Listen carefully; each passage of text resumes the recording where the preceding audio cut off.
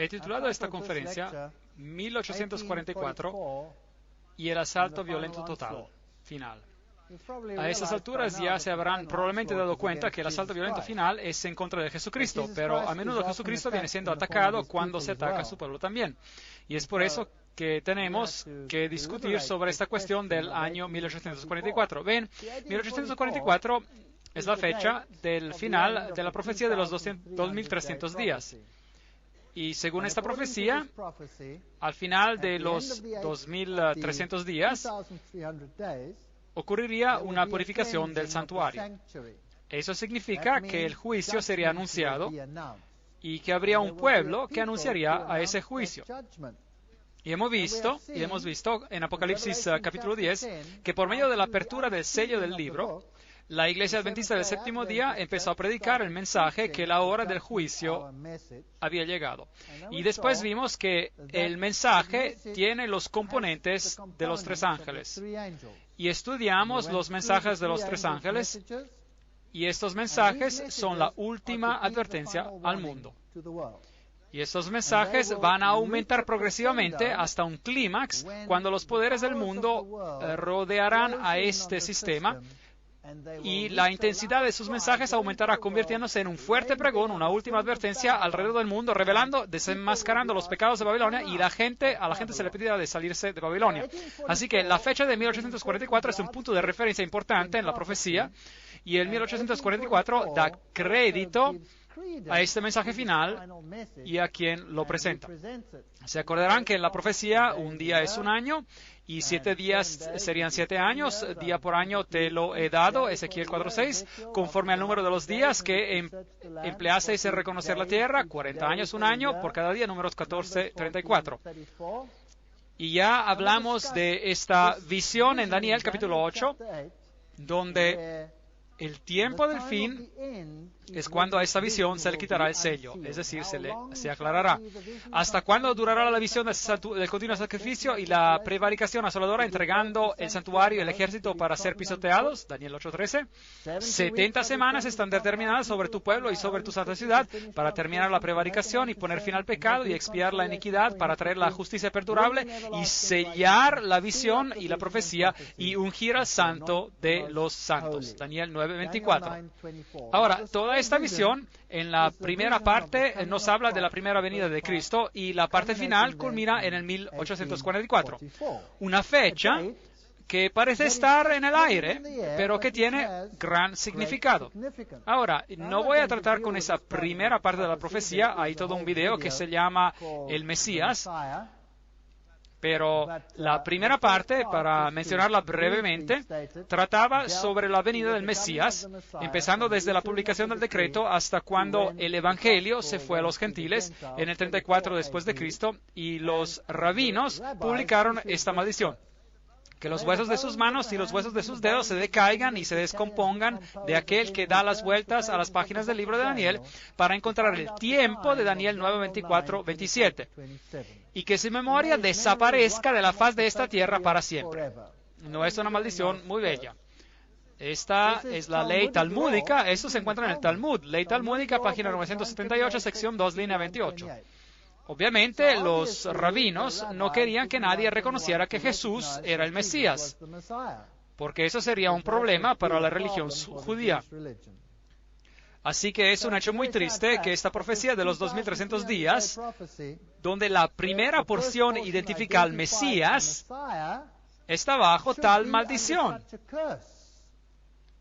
¿Ustedes creen que es posible que la última parte de la misma profecía, que introduce a un pueblo que va a querer poner a Jesucristo de regreso en su lugar correcto, estaría también bajo una maldición?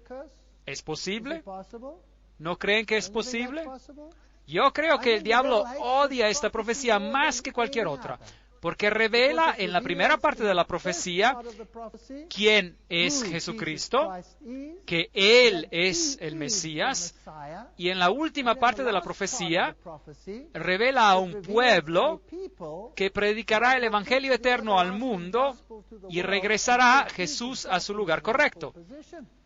Así que hay un asalto violento total sobre la primera parte de la profecía, leímos la maldición. Hay también un asalto violento total en la última parte de la profecía, porque Jesús tiene que ser eliminado de los corazones y de las mentes de la gente. El 1844 es un mensaje de juicio que iría alrededor del mundo, y el mensaje del santuario fue otra vez descubierto y comprendido, y la plenitud del santuario, los velos blancos, como hemos dicho, representan la justicia de Cristo que rodea a cada persona que entra por la puerta, y el sacrificio y todos estos asuntos del santuario. Hebreos 8, 1, 2. Tenemos tal sumo sacerdote, el cual se sentó a la diestra del trono de la majestad en los cielos, ministro del santuario y de aquel verdadero tabernáculo que levantó el Señor y no el hombre. Así que existe un tabernáculo, un santuario celestial según Hebreos 8, ¿sí o no? Sí. Ahora, esta doctrina del santuario celestial, donde Cristo oficia como sumo sacerdote, es una doctrina que está siendo duramente atacada en el mundo. ¿Por qué?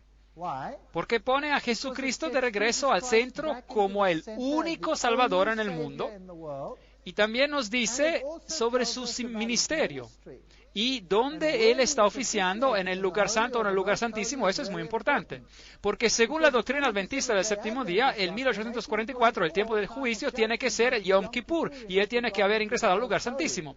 Ahora, si esto es así, la Iglesia Adventista del Séptimo Día tiene un mensaje especial para el mundo. Primeramente, un mensaje que explica el santuario, el ministerio de Jesús, la hora del juicio, pero también los hace a ellos los portavoces del mensaje final.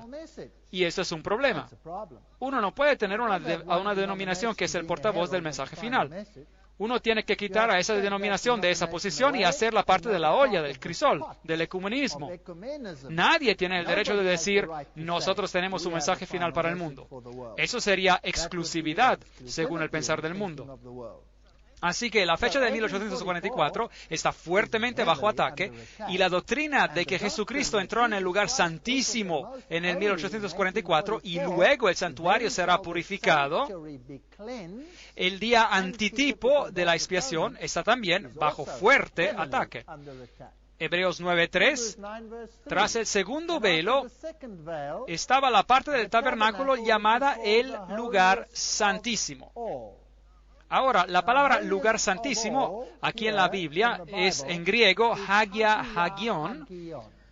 Eso es lo que dice. El lugar santísimo, y Pablo aquí utiliza esta palabra Hagia Hagion para el lugar santísimo. Y se encuentra definitivamente después del segundo velo. Muy importante. Así que la palabra Hagia Hagion se utiliza para el lugar que está detrás del velo. Así que hasta 2300 tardes y mañanas, luego el santuario será purificado. Daniel 8:14, 457 a.C., el decreto salió, 1844 es la fecha que resulta cuando uno suma los 2300 años a esta fecha inicial. La primera parte de la profecía aquí está dividida en 70 semanas y está cortada del resto de la profecía, y cumple tan perfectamente con el Mesías que los judíos, los rabinos, han maldecido cualquiera que estudie este texto para evitar que encuentren el Mesías. Y ahora, ¿qué hay con esta fecha de 1844? Es el anuncio del juicio, y hay un grupo particular de personas que salen de una gran desilusión, que predicarán este mensaje y que guardarán los mandamientos de Dios y se aferrarán al testimonio de Jesús. Pero Cristo, más estando ya presente Cristo, pontífice, es decir, sumo sacerdote, por su propia sangre entró una sola vez en el santuario, habiendo obtenido eterna redención. Hebreos 9, 11, 12, Reina Valera Antigua. Y la versión King James de la Biblia en inglés antigua ha traducido la palabra santuario como lugar santo. Cristo ha venido como sumo sacerdote por su propia sangre, entró una sola vez en el lugar santo, habiendo obtenido eterna redención. Y la palabra utilizada aquí en griego es hagion, lugar santo. Y de hecho, hagion no solo significa lugar santo, puede también traducirse como santuario, así como viene citado en la Reina Valera Antigua. La versión King James en inglés antiguo lo traduce como lugar santo. El hecho importante es que cuando Jesús murió, y fue resucitado, Él ingresó en el santuario. Ahora, ¿dónde ministraba cuando ingresó en el santuario? Si hay un santuario celestial. Bueno, según lo que leímos, Él ingresó en el santuario y tiene que haber entrado en el lugar santo. Eso es lo que leemos en la King James y la versión en inglés clásico. Ahora, si Él ingresó en el lugar santo después de su resurrección, eso significa que según la tipología judía, algún tiempo después de esto, en cierta fecha, Él tiene que pasar del lugar santo al lugar santísimo. ¿No es eso correcto? Algún tiempo después de esto, en cierta fecha. Por ahora no sabemos cuál es esa fecha, pero tenemos una profecía que nos dice que después de 2300 días, el santuario será purificado. Eso significa que tenemos una fecha, el año 1844, donde Jesús podría ir del lugar santo al lugar santísimo. Esa es la única profecía sobre este asunto. Así que Cristo entró en el lugar santo, en el lugar santísimo, cuando ascendió al cielo. Jesucristo se convirtió en sumo sacerdote por su propia sangre, habiendo obtenido eterna redención. Hebreos 9:12. 7 fiestas judías anuales como prototipo y antitipo. ¿Se acuerdan que las estudiamos? La Pascua, la fiesta de los panes sin levadura, la fiesta de los primeros frutos, y estas fiestas nos hablan de cuando Jesucristo murió, cuando se quedó en la tumba y cuando resucitó, y después hay la fiesta de las semanas, el Pentecostés, y cuando Jesús vino por primera vez, Él pagó el precio por el pecado. Eso es lo que hizo. Y después acontecen las fiestas que anuncian el juicio, hablamos de ellas, la fiesta de las trompetas que anunciaban el juicio. Eso representaría el movimiento que anuncia la segunda venida de Jesucristo, movimiento que empezaría en el 1844. Y si esto es correcto, y el día de la expiación, y es decir, del juicio investigativo y la fiesta de los tabernáculos, y el tiempo de este juicio investigativo es el momento en el cual estamos viviendo hoy en día. Y el 1844 es una fecha tope potente. Se anuncia el ir a la casa, la cosecha de la redención. Así que cuando Jesús vino por primera vez, Él pagó el precio por el pecado. ¿Nos llevó a todos de este terrible planeta? ¿Sí o no? No. Cuando Él regrese por segunda vez, tendremos la cosecha de la redención. Después todos los salvos serán llevados a Él. Y el día de la expiación representaba el momento anual de la purificación del santuario terrenal. Así que básicamente la doctrina dice que desde el 1844, porque esta es la única fecha que tenemos, nosotros hemos estado viviendo en lo que la Biblia llama la hora del juicio. Así que 1844, la hora del juicio, después el fin del mundo y después viene la eternidad. En aquel tiempo se levantará Miguel, el gran príncipe que está de parte de los hijos de tu pueblo, y será tiempo de angustia, y será libertado tu pueblo, todos los que se hallen escritos en el libro, Daniel 12:1. Pero recordamos que se le dijo a Daniel, cierra las palabras y sella el libro hasta el tiempo del fin, Daniel 12:4. Ahora, ya hablamos sobre esto cuando hablamos en la conferencia sobre el capítulo 10 de Apocalipsis. Así que no voy a explicar esto en gran detalle otra vez. Consta decir que el tiempo del fin venía definido en ese capítulo como el final de los 1260 días, 538 después de Cristo, supremacía papal, hasta el 1798 después de Cristo. Y después de ese tiempo, el mensaje de los 3 ángeles sería anunciado por el mundo. Ahora, ¿sabe lo que es fascinante? Es que el mundo ha cambiado algunos de estos criterios. Por ejemplo, ellos dicen que Cristo no entró en el lugar santo, pero que Él entró en el lugar santísimo. Y si usted tiene una versión moderna, eso es lo que dice. Cambiaron las palabras en la mayoría de las versiones modernas, donde la Reina Valera antigua tenía santuario y la versión antigua en inglés, King James, tenía lugar santo. Ellos cambiaron la palabra a lugar santísimo. Y ahora tenemos un problema. Porque en griego, lugar santísimo se dice con las palabras hagia, hagion, y nuestro texto solo dice hagion en griego. No dice hagia, hagion. ¿Y por qué cambiarían ese texto? Ven, si Jesús ingresó en el lugar santísimo, cuando Él fue resucitado de los muertos y se fue al cielo, no hay nada de especial que ocurre alrededor del año 1844. ¿Entienden esto? Mientras que si Jesús ingresó en el lugar santo, bueno, la fecha del 1844 se convierte en prominente y hay un mensaje especial y un pueblo especial que lo va a dar. Así que la fecha de 1844 tiene que ser cancelada, removida, y hay movimientos enteros que tratan de removerla, movimientos terribles. Ahora, mi pregunta es simple, y es esta. Si Jesús subió al cielo, para servir en el santuario. Y la Biblia dice que Él no entró por medio de la sangre de corderos, machos, cabríos, pero por medio de su preciosa sangre. Pues, ¿cuándo sirvió en el lugar santo? Si supuestamente Él empezó su ministerio en el lugar santísimo.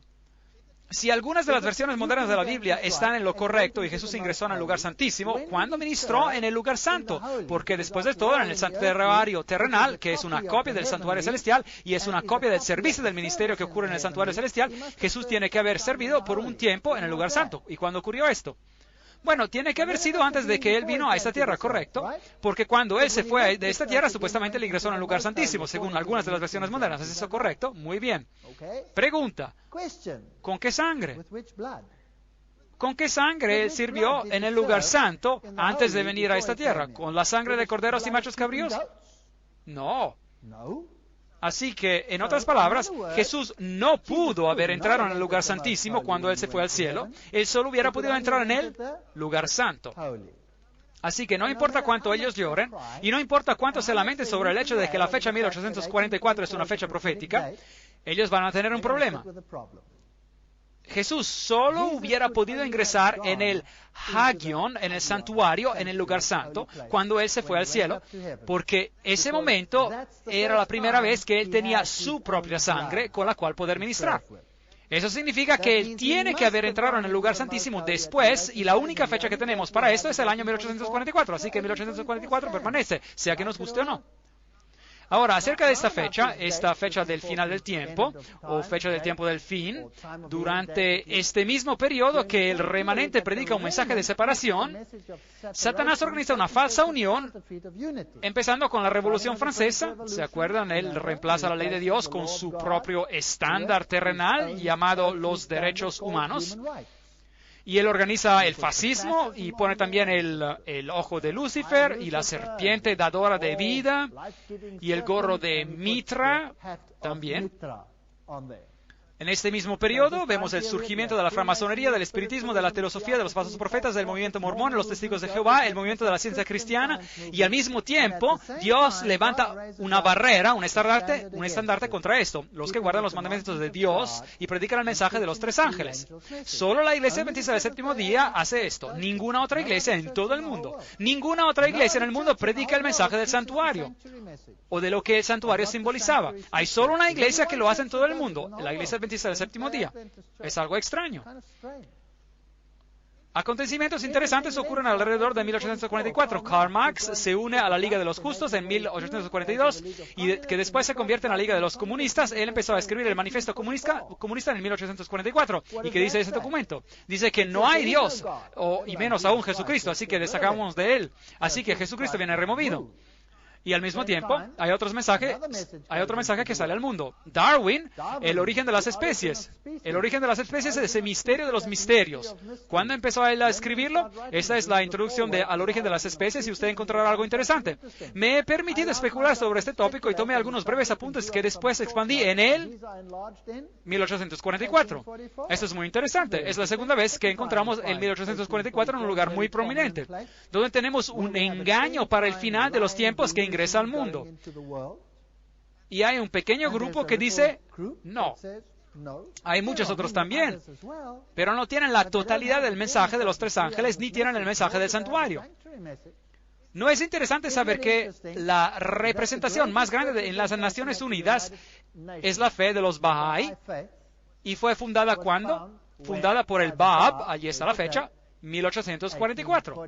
La fe Bahá'í fue fundada en el 1844 por Baha'u'llah y fue una fe fundada por el Bab, que significa puerta. Así que en el 1844 llegamos finalmente a un punto donde el mundo está preparado para recibir a un movimiento que dirá todas las iglesias se unan.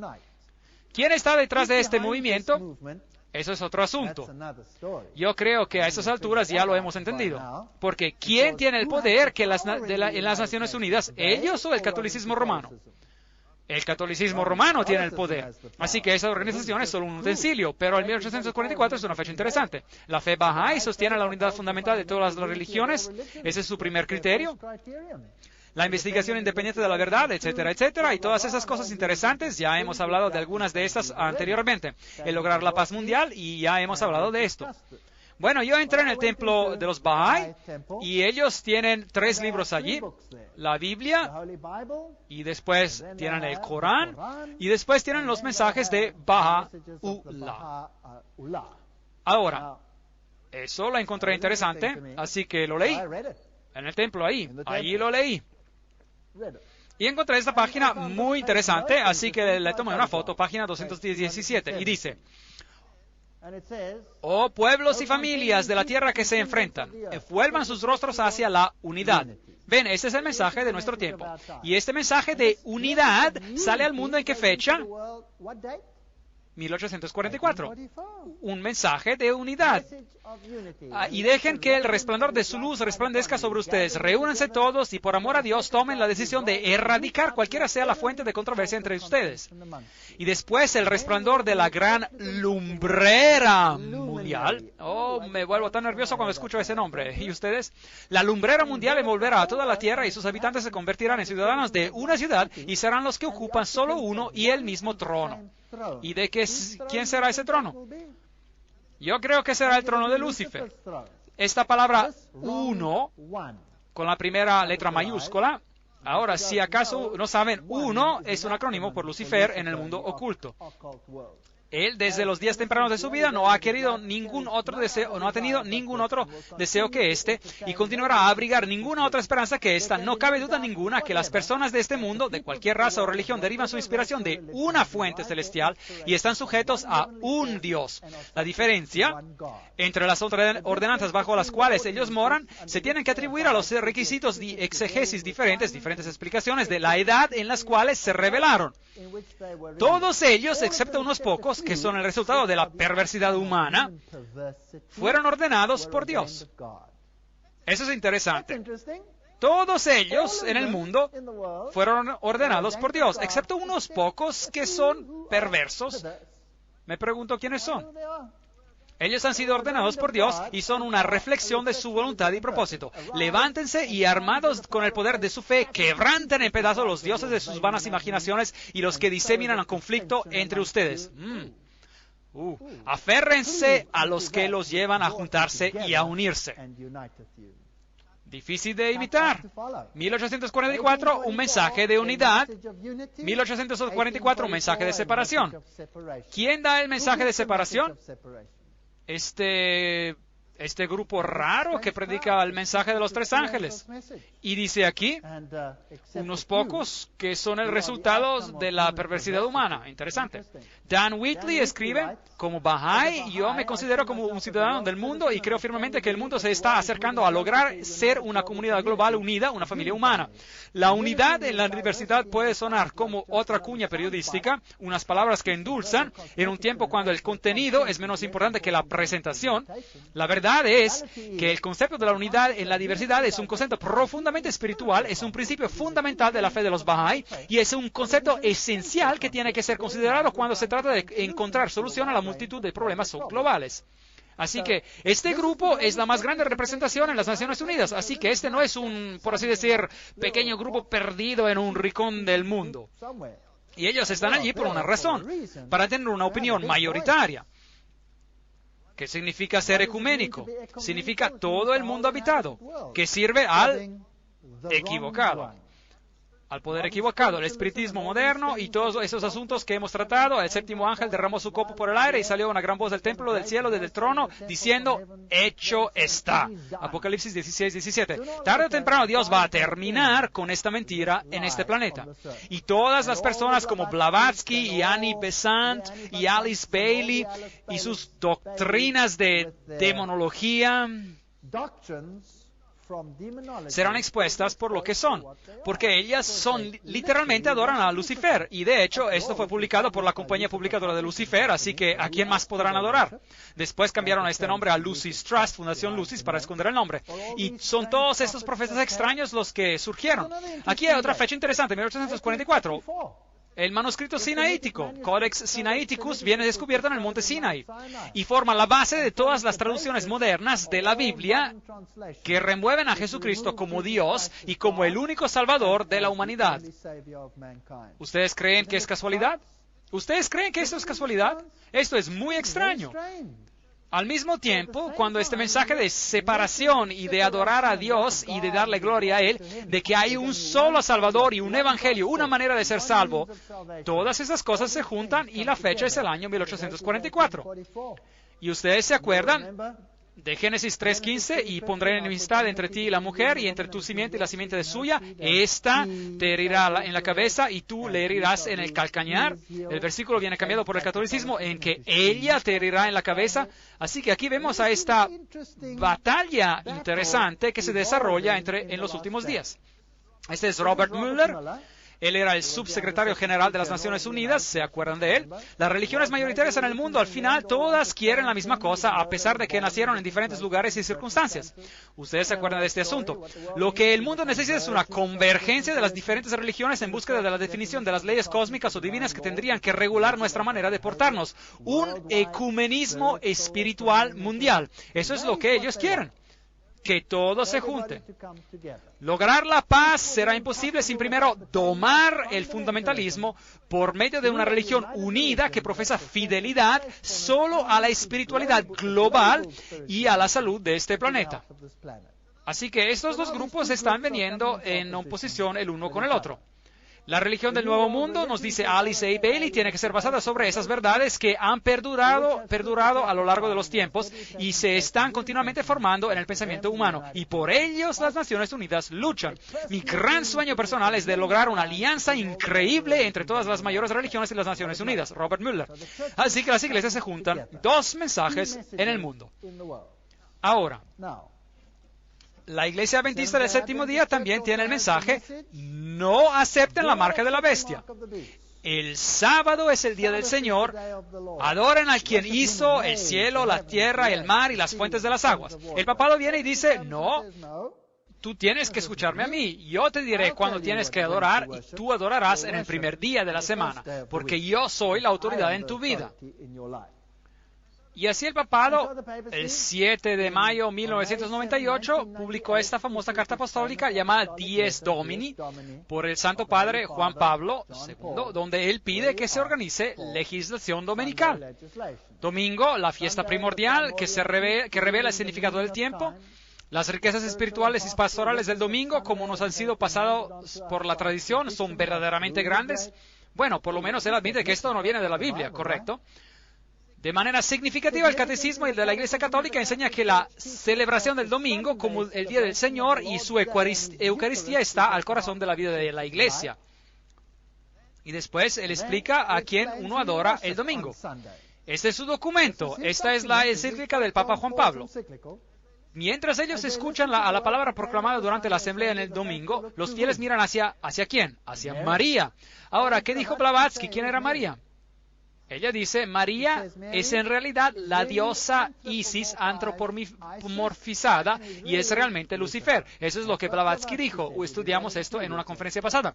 Así que ellos miran a la Virgen María, aprendiendo de ella a cómo guardar el domingo y meditar sobre él en sus corazones. Con María, ellos aprenden a quedarse al pie de la cruz, ofreciendo al Padre, etcétera, etcétera. Con María, ellos experimentan el gozo de la resurrección y él continúa, etcétera, etcétera. Su misericordia es de edad en edad, de domingo en domingo, y el pueblo peregrino sigue en los pasos de María. Ahora, si usted no entiende el lenguaje oculto, pues esto no significa mucho, pero si usted sabe que para ellos esta figura de María es realmente una forma de la gran lumbrera, que puede ser masculina y femenina, esto se vuelve en algo muy serio, porque yo quisiera seguir al Señor Jesucristo cuando yo voy a adorarlo. Y según esto, eso no es lo que ocurre en un domingo. Ahora, si usted obedece al papado en este decreto que él está pidiendo aquí, pues ¿a quién está usted adorando? ¿A Dios o al que está escrito aquí? Obviamente, al que está escrito aquí. Y él sigue. Solo en el IV siglo reconoció la ley civil del Imperio Romano este acontecimiento semanal, determinando que en el día del sol, los jueces, la gente de las ciudades y de las diferentes cofradías, gremios, no trabajarían.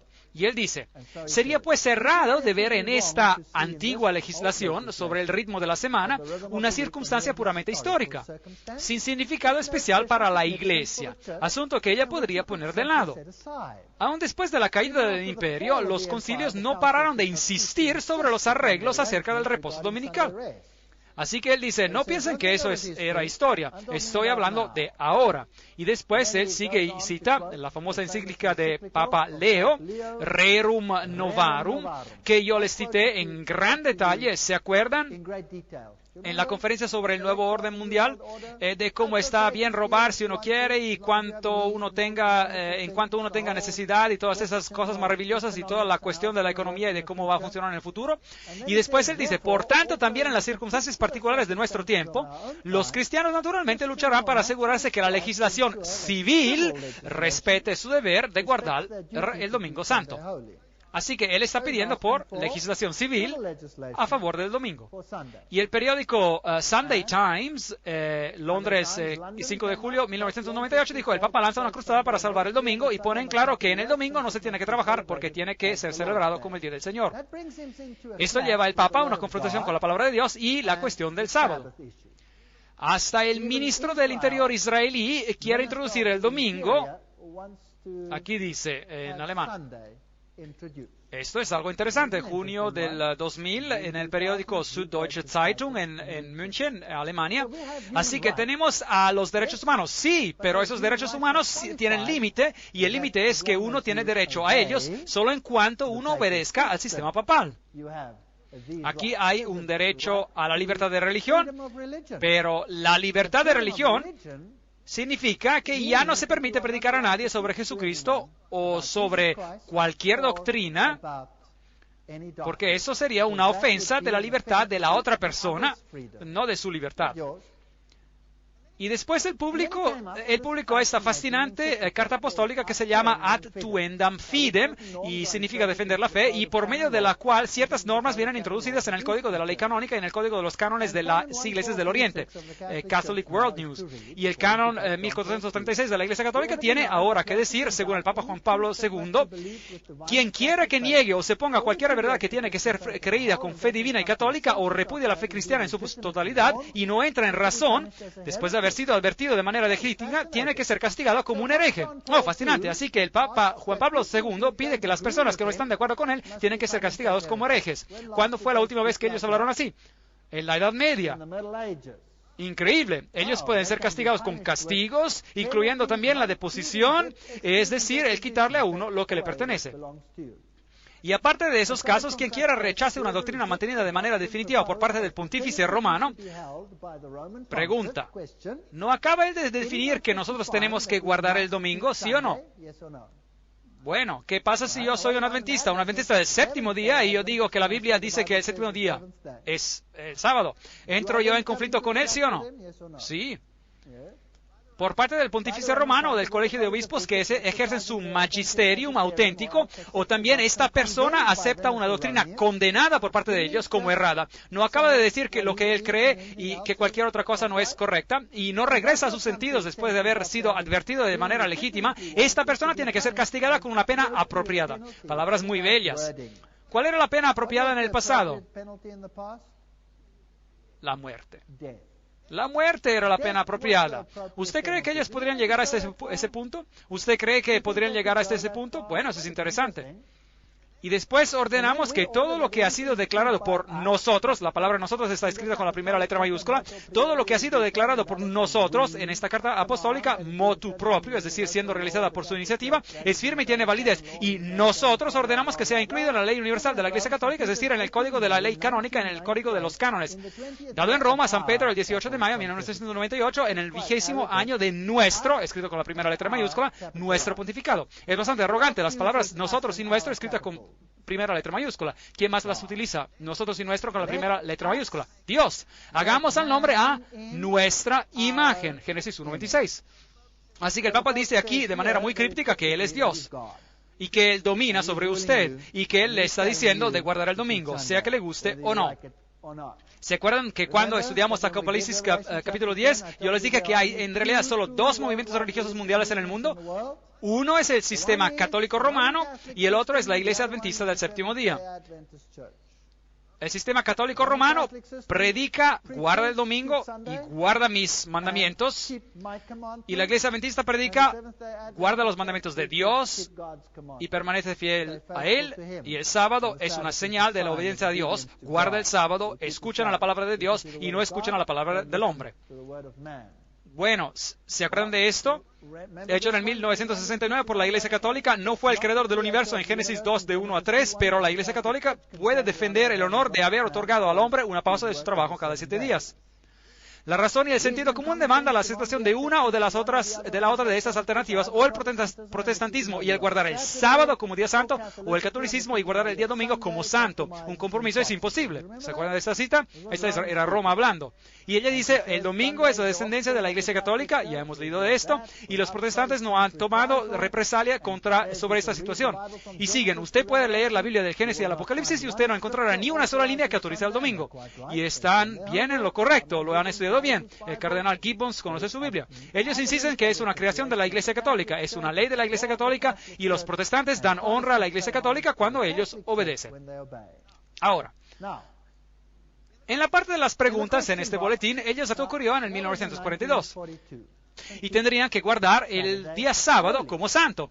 Ahora, y viene en la página web internet católico romana, immaculateheart.com, corazonimaculado.com, y fue publicada en el diciembre de 2003. No es hace mucho tiempo, ¿verdad? Bueno, déjenme leérselo. Es algo muy fascinante lo que la Iglesia Católica Romana tiene que decir hoy en día sobre este asunto. La mayoría de los cristianos, aquí están las referencias, esto viene directamente de ellos, no de mi parte, yo no me he inventado esto. La mayoría de los cristianos suponen que el domingo es el día de adoración de que la Biblia aprueba. La Iglesia Católica Romana protesta que es ella que transfirió la adoración cristiana del día sábado bíblico al domingo. Y que tratar de argumentar que el cambio se hizo en la Biblia es algo deshonesto y una denegación de la autoridad católica. Si el protestantismo quiere basar sus enseñanzas solo en la Biblia, tendría que adorar en el sábado. Muy bien, esa es la Iglesia Católica Romana que habla hoy. ¿Usted cree que podría ir más allá? Eso sería interesante. ¿Qué más tienen que decir? Bueno, ellos volvieron a publicar este artículo que habían publicado en el 1893, del cual yo les cité en la última conferencia.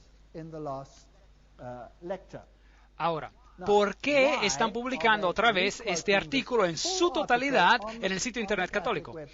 Bueno, ellos están diciendo aquí que en el 24 de febrero del 1893, la Conferencia General de los Adventistas del Séptimo Día adoptó algunas resoluciones que apelaban al gobierno y al pueblo de los Estados Unidos sobre una decisión de la Corte Suprema que declaraba que los Estados Unidos eran una nación cristiana y sobre una acción del Congreso que decía que podía legislar sobre el tema de la religión. Y en respuesta a esto, en el mes de marzo de 1893, la Asociación Internacional de la Libertad Religiosa publicó esas resoluciones en un folleto titulado Appeal and Remonstrance, apelación y protesta, y habiendo recibido uno de estos, el editor del periódico Catholic Mirror de Baltimore, en el estado de Maryland, publicó una serie de 4 editoriales que aparecieron en ese periódico en los días 2, 9, 16 y 23 en el mes de septiembre del año 1893. Este periódico, llamado Catholic Mirror, Espejo Católico, era el órgano oficial del cardenal Gibbons y del Vaticano en los Estados Unidos. Así que ese es un documento muy oficial que ellos publicaron. ¿Y por qué lo publicaron? Porque los adventistas del séptimo día apelaron para mantener la iglesia y el Estado separados. Ahora, su sitio internet, Mary Online, María en línea, vuelve a publicar ese artículo en su totalidad. Y no voy a hablar de él en detalle. Otra vez, básicamente, el artículo dice, es una buena presentación sobre el sábado. Y es un estudio maravilloso, mejor o igual a lo que cualquier erudito en la Iglesia Adventista del Séptimo Día haría. Y el estudio dice por qué el sábado es el día del Señor. Así que ellos prueban de la Biblia que el sábado es el séptimo día, es el día del Señor, para que ellos puedan alegar que lo cambiaron. Y no son tímidos sobre el hecho de haberlo cambiado, y no esconden este hecho, ellos lo admiten. Y de manera arrogante, estos son los hechos. Así que ahora continuemos. Voy a citar un poco más de este artículo donde ellos dijeron, el protestante dice, ¿cómo puedo recibir las enseñanzas de una iglesia apóstata? Ahora nosotros preguntamos, ¿cómo has logrado recibir sus enseñanzas durante toda tu vida en directa oposición a tu maestro reconocido, la Biblia, sobre el asunto del sábado? Ese fue el artículo en el 1893. Y después, los que siguen la Biblia como a su guía, los israelitas y los adventistas del séptimo día, tienen el peso de la evidencia exclusiva a su lado. Así que publicaron este artículo otra vez. Y después, ellos afirman aquí, los adventistas son el único cuerpo de cristianos que tienen a la Biblia como a su maestro y que no pueden encontrar ninguna evidencia en sus páginas por el cambio del día desde el séptimo al primero. Y es por eso que se llama adventista del séptimo día. Y seguimos. Ellos escriben aquí, no hay ningún protestante que vive hoy en día que haya jamás obedecido a ese mandamiento, prefiriendo seguir a la iglesia apóstata, entre comillas, en vez de obedecer a su maestro, la Biblia, que desde Génesis a Apocalipsis no enseña ninguna otra doctrina, si es que los israelitas y los adventistas del séptimo día están en lo correcto. Los dos grupos afirman que la Biblia es su maestro infalible. Dejen que la Biblia decida si es que el sábado o el domingo es el día que Dios manda ser guardado. Uno de esos dos grupos tiene que estar en una posición errada. Y después ellos dan este largo estudio bíblico sobre este asunto. Y después hay una nota editorial. Y ahora, noten esta nota editorial interesante. Fue en este punto que la Reforma fue condenada por el Concilio de Trento. ¡Increíble! ¿Sabían ustedes que toda la Reforma falló al Concilio de Trento a causa del asunto del sábado? ¿Sabían ustedes esto? ¡Increíble! ¿Qué ocurrió? Interesante. Ven, los reformadores habían constantemente acusado, así como viene dicho aquí, que la Iglesia Católica había apostatado de la libertad, así como está contenida en la palabra escrita. La palabra escrita, la Biblia y solo la Biblia. Así dice el Señor, estas eran sus santo y señas constantes, y las Escrituras, así como están escritas, son el único estandarte de la apelación. Esta era la plataforma proclamada de la Reforma y del protestantismo. Las Escrituras y la tradición. Esto es lo que la Iglesia Católica decía. La Biblia, así como viene interpretada por la Iglesia y según el consenso unánime de los padres, esta era la posición y la reivindicación de la Iglesia Católica. Este era el asunto principal en el Concilio de Trento. Punto interesante. El concilio fue llamado especialmente para considerar las cuestiones que se habían levantado y habían sido forzadas a la atención de Europa por los reformadores. ¿Sabían ustedes que la Reforma hubiera podido tener éxito? Hubiera podido tener éxito. Finalmente, después de este estrés mental largo e intensivo, porque había muchos católicos que estaban preparados a renunciar a la tradición y a aceptar a la Biblia y solamente a la Biblia. Fueron asuntos de punta, bien mordaces. El arzobispo de Reggio entró al concilio básicamente con el siguiente argumento para el grupo que se aferraba solo a las Escrituras. Y él dijo, los protestantes alegan basarse solo sobre la palabra escrita. Ellos profesan a aferrarse solo a las Escrituras como su estándar de fe. Ellos justifican su rebelión con el pretexto de que la Iglesia ha apostatado de la palabra escrita y sigue la tradición. Ahora, los protestantes alegan que ellos se basan sobre la palabra escrita y esto no es verdad. El hecho de que ellos profesan de aferrarse solo a las Escrituras como su estándar es falso. Prueba de esto, la palabra escrita explícitamente manda la observancia del séptimo día como el sábado. Ellos no observan el séptimo día, pero lo rechazan. Ese fue su argumento. Si ellos verdaderamente se aferraran a las Escrituras solamente como a su estandarte, ellos estarían observando el séptimo día, así como las Escrituras lo mandan. Pero ellos no solo rechazan la observancia del sábado, así como viene mandado en la palabra escrita, pero ellos han adoptado y practican la observancia del domingo, por el cual ellos tienen solo la tradición de la Iglesia. En consecuencia, su reivindicación de que solo las Escrituras son su estandarte se derrumba, y la doctrina de la Escritura y la tradición como esencial queda establecida de manera completa, y los protestantes mismos son jueces de este asunto. Así que la Reforma falló a causa del asunto del sábado. Esto es muy interesante. Y después él sigue. Esta fue la inconsistencia de la práctica protestante comparada con la profesión protestante que dio a la Iglesia Católica la razón ansiosamente deseada y buscada por largo tiempo para poder condenar al protestantismo y a todo el movimiento de la Reforma como a una rebelión egoísta contra la autoridad de la Iglesia. Y después ellos siguieron, y esta es hoy en día la posición de las partes en esta controversia. Hoy en día, como lo demuestra este documento, este es el asunto vital sobre el cual la Iglesia Católica procesa al protestantismo y sobre el cual ella condena la dirección del protestantismo popular como siendo indefendible y que se contradice a sí mismo y suicida. Bueno, ¿qué van a hacer esos protestantes? ¿Qué van a hacer este protestantismo? ¿Qué van a hacer? Increíble, ¿qué desafío les dieron? ¿No fue acaso es un desafío? Así que la reforma falló a causa del asunto del sábado. ¿No es interesante que la Biblia dice, cuando habla sobre la iglesia de Sardis, en las 7 iglesias de Apocalipsis, dice, no he hallado tus obras perfectas delante de Dios, pero va a haber en Sardis aquellos que andarán conmigo en vestiduras blancas. Y yo creo que lo sabrá. Lutero y Melantón y todos estos grandes reformadores caminarán en vestiduras blancas. Ellos caminaron según la mejor luz que ellos tenían, pero ellos conocían sobre el asunto del sábado, pero ellos rehusaron dar marcha atrás. De hecho, su propia confesión de Augsburg los condenó. Ahora, veamos lo que el editor de Mary Online, este sitio internet, hizo con esta carta en el diciembre del 2003. Y tomen nota. El desafío publicado por Roma hace 100 años permanece. Estos escritos apostólicos que fueron publicados entonces, o la Iglesia Católica está en lo correcto, o los adventistas del séptimo día están en lo correcto. No puede haber otra elección. Ahora, no soy yo que digo esto, yo no lo inventé. Esta es la Iglesia Católica Romana que habla hoy en día. Y entiendo por qué yo me encuentro en esta posición. Así que, ¿a quién declaran ellos como a su opositor confirmado? ¿Qué dice la Iglesia Católica Romana? ¿Quién es el único protestante consistente? ¿Y quién es el único que los opone en este asunto? La Iglesia Adventista del Séptimo Día. Ahora, ¿pueden entender por qué la Iglesia Adventista del Séptimo Día es un reproche, no solo para el catolicismo, pero también para el protestantismo? ¿Sí o no? Tienen que ser. Y así que ellos serán burlados y llamados secta, sea por parte del catolicismo y del protestantismo.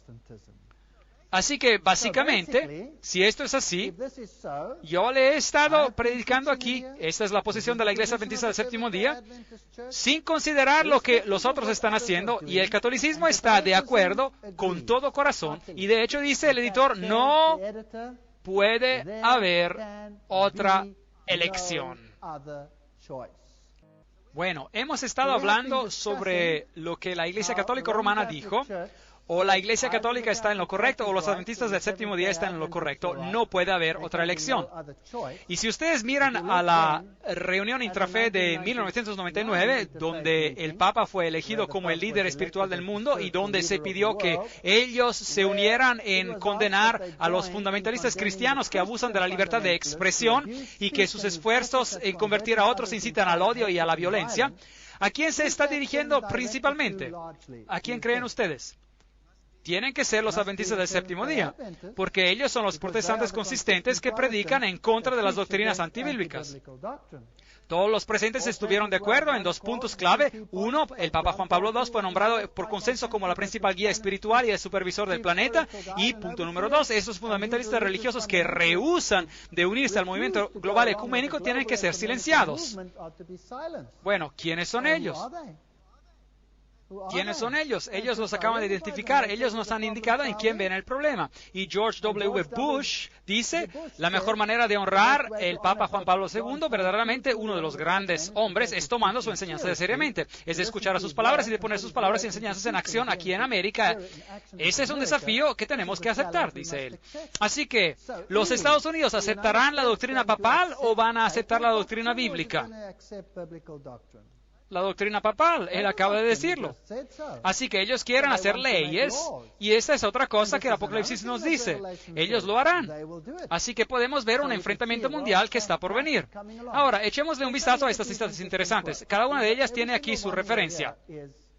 Dios obra en muchas maneras, por medio de muchas fes y agencias religiosas. Esta es la razón por la cual se eliminan las doctrinas no esenciales. ¿Ven? Si algo no encaja en el ecumenismo, ¿qué tienen que hacer con este asunto? Tienen que deshacerse de él.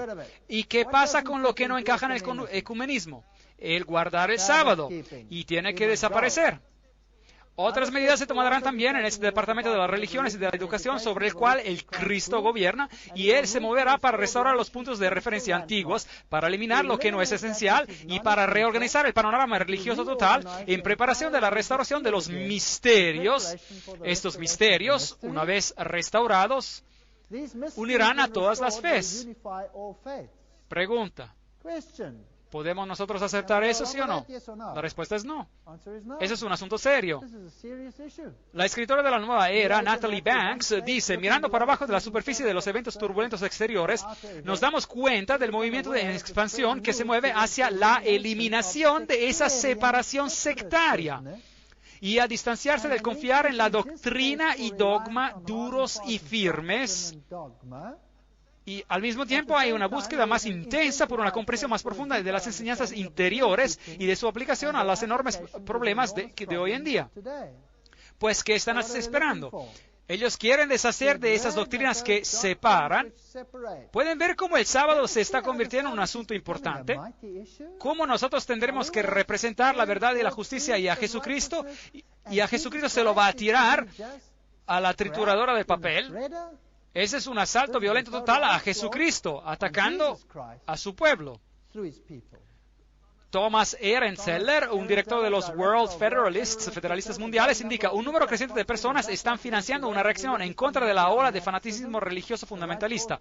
La dirección correcta que se tiene que tomar es la que conducirá a un nuevo mundo de unidad y a una ley mundial. Una cita después de la otra. Alice A. Bailey dijo lo mismo. El día está amaneciendo en cuando todas las religiones serán consideradas como emanando de una gran fuente espiritual. Ellas aceptarán las mismas verdades, no como conceptos teológicos, pero como esenciales para la vida espiritual, de la hermandad de las relaciones humanas. Bueno, eso parece bello, así como está escrito, pero no es lo que Dios dice. Así que los esfuerzos explícitos de las Naciones Unidas eventualmente darán fruto, y una nueva iglesia de Dios reunida de todas las religiones y grupos espirituales, unida, dará fin a la gran herejía del separatismo. Amor, unidad y el Cristo resucitado serán presentes, y Él nos demostrará la vida perfecta, la gran herejía del separatismo. ¿Qué dice el fuerte pregón? La última advertencia. Salgan y sean separados. Aquí hay un gran choque, un conflicto. Ahora yo entiendo por qué las Naciones Unidas se han propuesto de venir a hablar a mi denominación y a decir, hay solo una vía, y esta es las Naciones Unidas. Hay solo un cuerpo que lo va a lograr, y esa es las Naciones Unidas, etcétera, etcétera, etcétera. Bueno, él a lo mejor dijo todo esto, pero para mí personalmente yo no estoy interesado en esto. Ella dice que las personas iluminadas no tolerarán al autoritarianismo en ninguna iglesia o al totalitarismo en ningún sistema político. Ellos no aceptarán o permitirán al gobernar de ninguna organización de hombres que trata de decirles lo que tienen que creer para ser salvos. ¿Qué ocurre si la Biblia dice, hay solo una vía bajo el cielo y sobre la tierra por la cual uno puede ser salvo, y esa es por medio de Cristo Jesús? Ellos no nos van a permitir decir eso, ¿correcto? Uno ya no puede decir eso. Bueno, eso es ya en contra de la ley, está en contra de las leyes de odio. William Irving Thompson, un miembro de la nueva era, indica que la forma de la iglesia en la nueva era se quedará la misma. Así que los que van a la iglesia es menos probable que noten que ha habido un cambio en el mensaje. Él dice, la nueva espiritualidad no rechaza los patrones anteriores de las grandes religiones universales. El sacerdote y la iglesia no desaparecerán. No serán forzados a no existir en la nueva era. Ellos vendrán absorbidos en la existencia de la nueva era. ¿No es eso brillante? Dios ha llamado a un movimiento desde el 1844 para mantenerse firme en contra de este movimiento. ¿Y qué crisis vamos a tener que enfrentar? ¿Qué crisis vamos a tener que enfrentar? Tengo la peor invitación para ustedes en el mundo. ¿Cómo les gustaría de unirse a una organización que va a convertirse en la oveja negra del mundo, la más desagradable, la más odiada secta en todo el mundo? Y ellos guardan el sábado en contra de una ley de la Iglesia Católica Romana que se tiene que propagar en todo el mundo. Y vengan ustedes y conviértanse en un miembro de una secta odiada. ¡Qué invitación bella! ¿Quién la va a aceptar? A mí no me parece muy buena. Pero ¿qué ocurre si el otro lado va a ver la ira de Dios y Dios ha prometido de proteger a todos los que se aferran a su palabra? ¿No sería ese un escenario interesante? ¿Y quién respondería a una invitación así? Yo les digo quién va a responder. Solo aquellos que realmente creen y confían que Jesús lo va a lograr. Ninguno más. ¿Hay acaso un mensaje mejor de separación que este? Yo no creo. Yo no creo. La preparación de hombres y mujeres de buena voluntad se necesita para introducir nuevos valores para la vida, nuevos estándares de comportamiento, nuevas actitudes. El maestro mundial se preocupará principalmente de los requisitos de un nuevo orden mundial y de la reorganización de la estructura social. Este era un folleto de la organización World Goodwill, Buena Voluntad Mundial, y no es una organización de chiste, fue fundada por todos los grandes líderes del mundo. Robert Mueller escribe, las religiones mayoritarias del mundo tienen que acelerar dramáticamente su movimiento ecuménico y reconocer la unidad de sus objetivos en la diversidad de sus cultos. Las religiones tienen que activamente cooperar para alcanzar una comprensión sin precedentes de los misterios de la vida y de nuestro lugar en el universo. Mi religión, correcto o falso, y mi nación, correcto o falso, son expresiones que tienen que abandonarse para siempre en la era planetaria. Lamento. Para mí es la Biblia y solo la Biblia, o si no, nada. Jesús estaba en lo equivocado, dice Dwal Cool. ¿Y quién es él? Dwal Cool es un demonio que habló a Alice A. Bailey. Jesús estaba equivocado sobre la división de las ovejas y los cabritos. Se ha pensado que las ovejas irían al cielo y los cabritos irían al infierno, pero es al revés. Acuérdense que esto no es un chiste, de que las Naciones Unidas han dicho de que ellos basan sus escritos sobre ¿quién? Alice A. Bailey, quien canalizó a Dwal Cool. Esto no es un chiste, esto es un asunto serio. El cabrito en Capricornio es el iniciado y de un cierto ángulo esotérico los cabritos van al cielo porque ellos funcionan en el reino espiritual. Las ovejas se quedan en la tierra hasta que se convierten en cabritos. Eso es pura basura.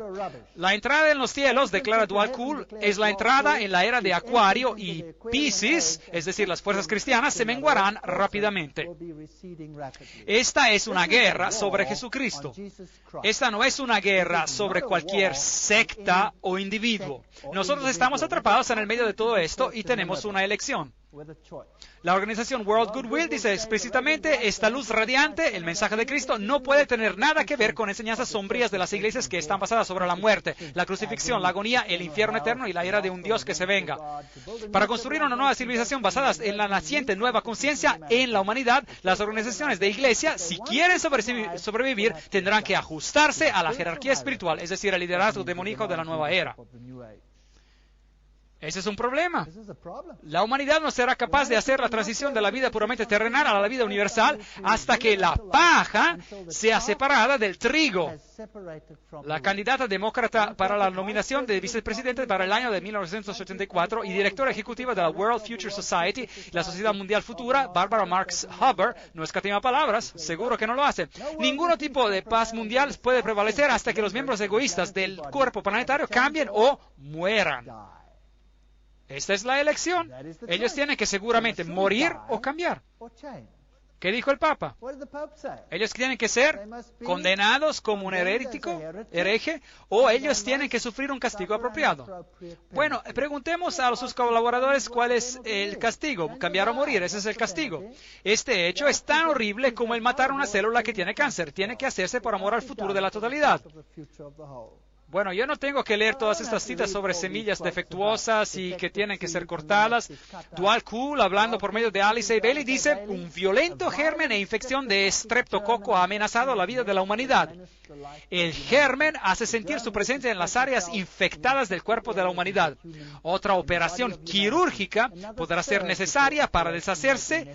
Él tiene que irse. La muerte no es un desastre, se permitirá mucha destrucción. ¿Creen ustedes que estamos enfrente de otra experiencia como los campos de concentración de Auschwitz? No quiero asustar a nadie, pero esas son simplemente citas. Esos obstáculos serán llevados bajo el cuidado de los grandes seres que los cuidarán hasta que haya salud. Muchas gracias. Prefiero que ustedes se queden donde estén. Yo no quiero su tipo de salud. Esto se puede hacer de manera mucho mejor y mucho más rápida sin el cuerpo físico. ¿Ven cuán astutos es todo esto? Bueno, transportémoslos al otro lado.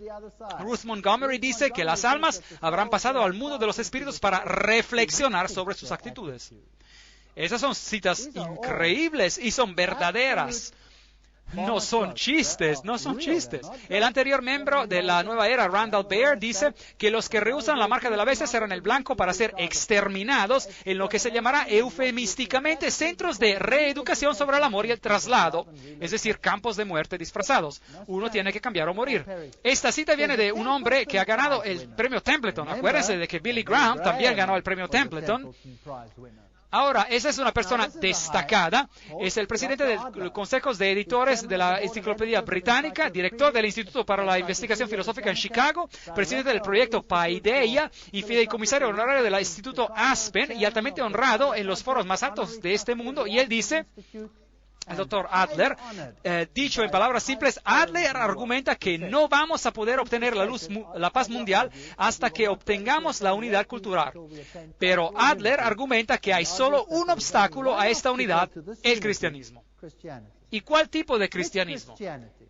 El que se aferra solo a la Biblia y solo a la Biblia.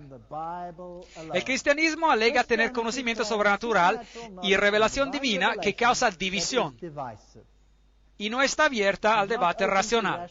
Y esto no tendría que ser tolerado. Ahora, esas son personas destacadas que están diciendo esas cosas. Así que un cristianismo que está basado absolutamente en la Biblia no puede ser tolerado. ¿Saben qué? Estoy entusiasmado. ¿Y saben por qué? ¿Y saben por qué? Porque tenemos que estar tan cerca del fin. Y si usted conociera las promesas que Dios tiene guardadas para los que aman, que lo aman, increíble. Y cómo Dios protegerá a su pueblo, así como Él protegió a los israelitas de la antigüedad. ¿Saben estas personas que van a venir plagas? Y que Dios hará una diferencia entre su pueblo y ellos. Él hizo una diferencia entre los egipcios. En ese entonces hubo 10 plagas. Las primeras 3 cayeron sobre todos, pero las últimas 7 cayeron solo sobre los egipcios. ¿Cuántas plagas habrá al final de los tiempos? Vamos a prescindir de las primeras 3. Hay solo 7. ¿No es eso bueno? Yo les quiero decir algo. Vale la pena seguir a Dios. Ellos pueden decir todo lo que quieren, pero lo dicen en vano. Ellos están hablando lo equivocado. Increíble. Si Dios chasquea sus dedos, ellos desaparecerían. ¡Qué arrogancia! Las iglesias cristianas, escribe Rothschild, en realidad de ilusión, tienen que suprimir todo separatismo. ¿Ven que ese es el problema? Y aprender a cooperar con todas las otras fes, de las cuales sus escrituras son de igual valor y belleza que el Nuevo Testamento. Muy bien, sigamos. El doctor Christopher Hyatt se refiere a los cristianos fundamentalistas como a la sombra que emerge en la sociedad y revela cómo este cambio de guardia tomará lugar y la tierra aún requiere algo de sangre. Estas personas van a tener que ser erradicadas. Yo veo que la nueva era requiere mucha sangre, desbaratamiento, caos y dolor para que ocurra un cambio masivo. El librito de Bailey advierte, no debe de haber angustia sobre el desaparecer del viejo orden mundial. Muy bien. Lo bueno, lo verdadero, lo bello están por venir y la humanidad es la responsable de su venida y no cualquier intervención divina del exterior. ¿Qué enseña la Iglesia Adventista del Séptimo Día? Que va a haber una intervención divina del exterior. Eso es lo que los Adventistas del Séptimo Día enseñan. ¿Qué enseñan las otras denominaciones? No. Que va a haber un rapto y una conversión total. Eso es una mentira. El protestantismo está hasta mintiendo a su propio pueblo y eso no es lo que la Biblia enseña. Juan 16:2, os expulsarán de las sinagogas y aún viene la hora cuando cualquiera que os mate pensará que rinde servicio a Dios. Eso es bíblico. Juan 16:33, estas cosas os he hablado para que en mí tengáis paz. En el mundo tendréis aflicción, pero confiad, Yo he vencido al mundo. Muy bien. Este fue un video que fue transmitido en la televisión nacional por CNN después de los acontecimientos del 11 de septiembre. En una guerra, las naciones sufren pérdidas. El riesgo es, en una democracia como los Estados Unidos, es que la Constitución será una de esas pérdidas. Aquí hay algunas de las nuevas reglas. Los que están sospechados de algo pueden estar encarcelados hasta por 7 días sin ser condenados de nada. El periódico Los Angeles Times reportó que esta última semana más de 1,000 personas han sido presas. También el gobierno puede escuchar a hurtadillas cualquier conversación que los presos tienen con sus legales. La Policía Federal anteriormente tenía que tener evidencia y tener un juez que autorizara que ellos escucharan a hurtadillas. Pero ya no es así. La sospecha es suficiente para otorgar ese derecho. También los extranjeros pueden ser procesados por tribunales militares especiales. Esos serían secretos y no se les permitirá a reporteros entrar. A los que se defienden, a lo mejor se les dará un legal para defenderlos, a lo mejor no, quién sabe. Los tribunales podrían emitir evidencia que sería injustificada en un tribunal civil, rumores, chismes o lo que sea. El jurado no tendría que dar voto unánime para sentenciar a los acusados a muerte y no hubiera posibilidad de apelación. Tenemos que hacer esto, dice el gobierno, para combatir contra el terror. De todos modos, John Ashcroft, el ministro de Justicia, dice que los terroristas extranjeros no merecen la protección de la Constitución americana. Patrick Leahy, de Vermont, dice, esto envía un mensaje que es aceptable tener juicios secretos y ejecuciones sin la posibilidad de revisión por una magistratura, y esto es ciertamente verdad.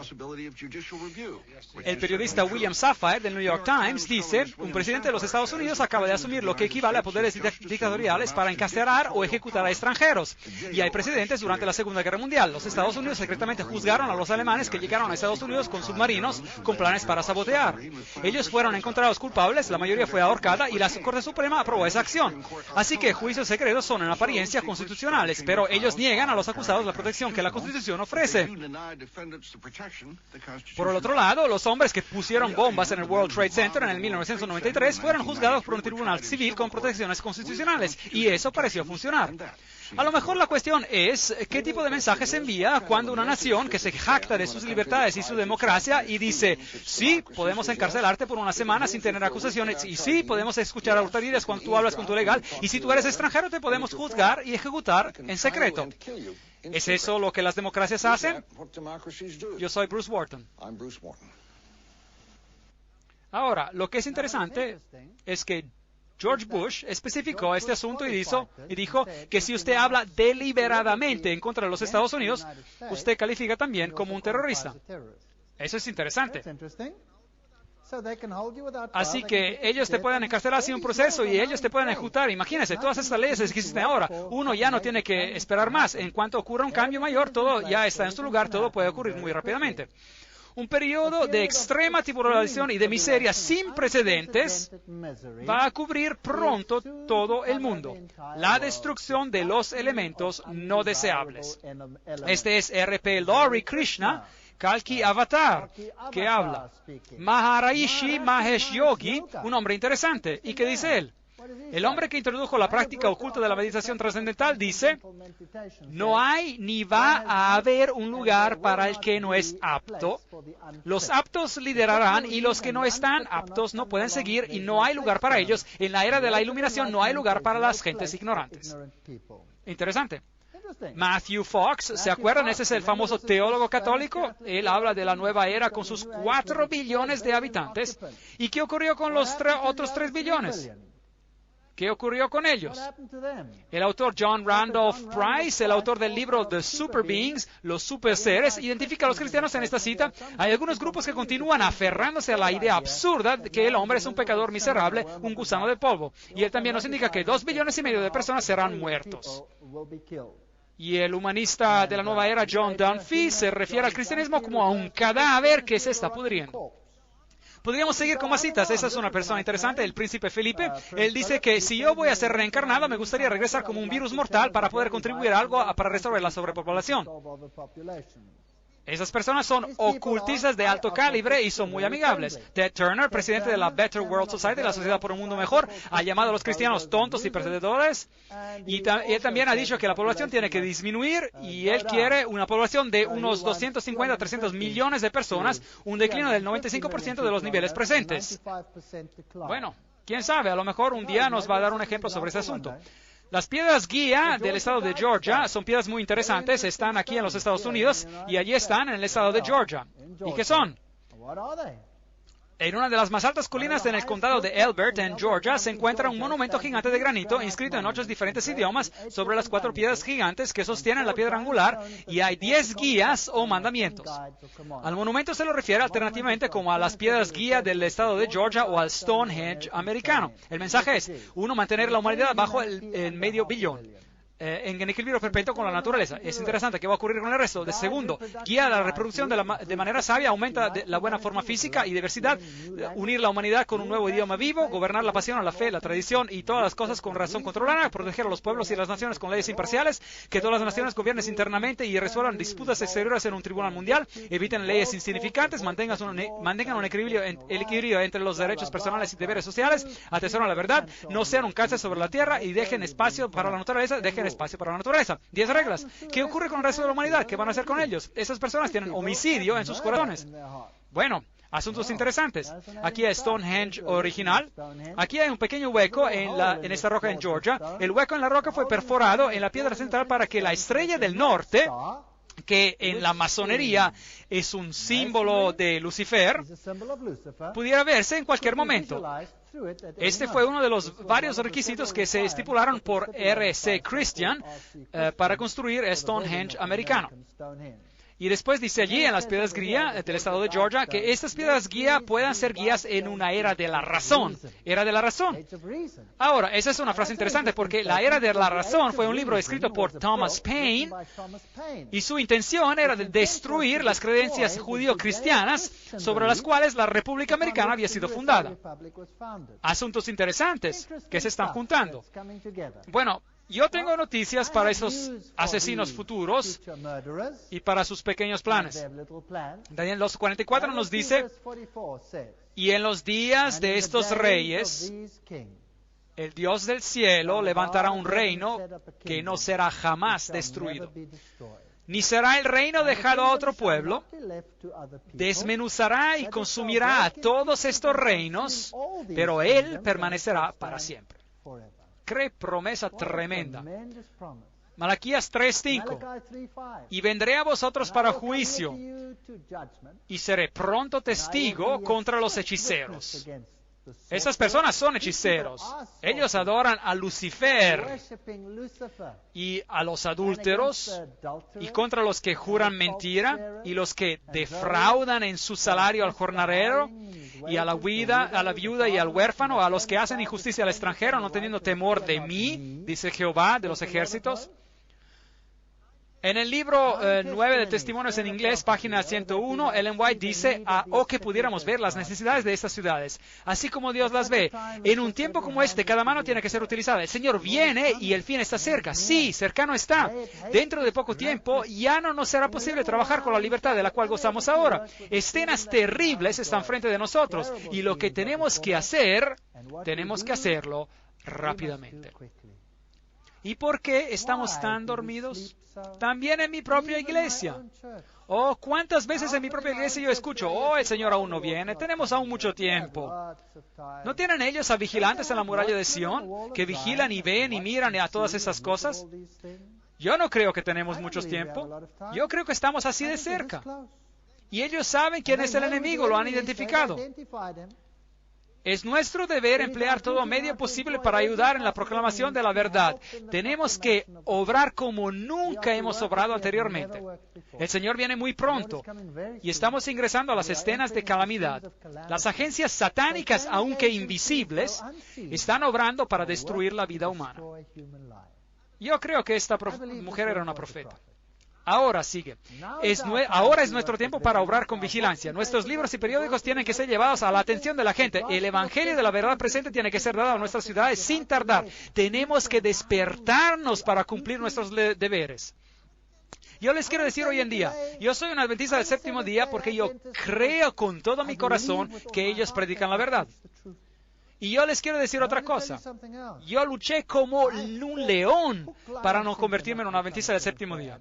¿Ustedes creen que yo quería renunciar a todo en el mundo? Yo tenía todo. Yo era un profesor en la universidad, tenía esto y el otro, yo tenía todo. Yo tenía todo. Yo no quería renunciar, pero no tuve elección. porque yo verifiqué todas las doctrinas y yo quería encontrar una vía de salida. Créame, yo busqué para encontrar una vía de salida, pero no hay una vía de salida. Porque como el catolicismo romano dice, o es una vía o es la otra. Ellos mismos dicen que no hay otra elección. Y yo estoy de acuerdo con ellos. Yo era un católico romano y tuve que cambiar lados. Y lo hice. Y yo no quiero luchar con nadie, yo no quiero crear guerra, yo no quiero herir a nadie, yo solo quiero que la gente entienda y que ellos puedan ser salvos. Oh, ¿por qué morirás, oh casa de Israel? ¿Por qué quieres morir? Acepta la verdad, salte, haz de Jesús tu rey. ¿Cuál es nuestro problema? ¿No podemos ver lo que está aconteciendo en el mundo? Destrucción inminente, también por Ellen White, el espíritu de profecía, el hogar adventista en inglés. El tiempo está cerca cuando grandes ciudades serán arrebatadas y todos tendrían que ser advertidos que esos juicios vienen. Ojalá el pueblo de Dios tuviera un sentido de la destrucción inminente de miles de las ciudades que ahora están casi totalmente dadas a idolatría. Bueno, ¿están ellos planeando la destrucción de mucha gente, sí o no? Y ellos utilizarán esto como una excusa para eliminar los otros con ellos. Daniel 7:18. Después recibirán el reino los santos del Altísimo y poseerán el reino hasta el siglo, eternamente y para siempre. ¿No es esta una promesa tremenda? Pues ¿de qué tenemos miedo? Yo no tengo miedo. Yo he aprendido a confiar que Dios hará todo lo que Él promete. Y Él ha prometido que a tu puerta no llegarán. Él lo ha prometido. Él ha dicho, las plagas caerán a tu lado 1,000 y 10,000 a tu diestra, mas a ti no llegarán. Salmo 91:7. Internalicen las promesas, lean sus Biblias, apodérense de las promesas, háganlas todas suyas. Si usted quiere agarrar mi Biblia, mírenla. Cada página tiene las letras P de promesa en ella, porque doquiera que yo encuentre una promesa de Dios, yo escribo una letra P y digo, gracias Señor, esta promesa es para mí y es para ustedes también. Todas las promesas de Dios son en Él sí y en Él amén. En la palabra de Dios. Y nosotros vamos a necesitar las promesas, pero no es suficiente leerlas, tenemos que creerlas también. Y para eso necesitamos una relación, necesitamos el aceite. Derramen el aceite de la experiencia en sus botellas para que cuando el Señor venga, ustedes puedan permanecer firmes. Vamos a casa pronto. Y todos los que son huéspedes aquí esta noche, yo quiero disculparme por haber herido a muchos sentimientos. 1000 disculpas, porque yo sé que lo que he dicho es muy penetrante, áspero, y significa cambio, significa cambiar. Pero yo quiero que ustedes crean que yo lo estoy haciendo con la absoluta convicción de que esa es la verdad. Yo creo que tengo la Biblia que lo apoya, que apoya cada palabra. Y yo he hecho todo lo posible en mi poder para darles la evidencia que esto es verdad. Y usted lo puede rechazar, esa es su libertad de elección. Esto es lo bello de la libertad de elección. Pero usted no va a poder decir que nunca escuchó este mensaje. Usted no va a poder decir eso. Y si usted está pensando, bueno, ¿por qué he asistido? ¿Por qué he asistido? Si no me hubiese asistido, me hubiese ahorrado ese desastre. ¿Cuántas veces yo he deseado? ¿Por qué conocí a ese carpintero más pesado que el plomo que me dio este folleto? ¿Por qué lo conocí? Sí, yo he pensado eso muchas veces. Pero es increíble, yo les voy a decir algo. Caminar con Dios es una experiencia que yo no cambiaré por nada en el mundo. Yo no quisiera tener en mi vida de ninguna otra manera. Afortunadamente, Dios te da las calamidades, las pruebas de parte en parte. Él no te las da de todas de un golpe. Pero este es el hecho. Y yo no quiero poner ninguna presión sobre nadie. Yo les estoy dando los hechos. La gente me llama el hombre de los hechos. Escoja. O esto es de Dios, o yo soy un loco de atar. Esa es su elección. That's your choice.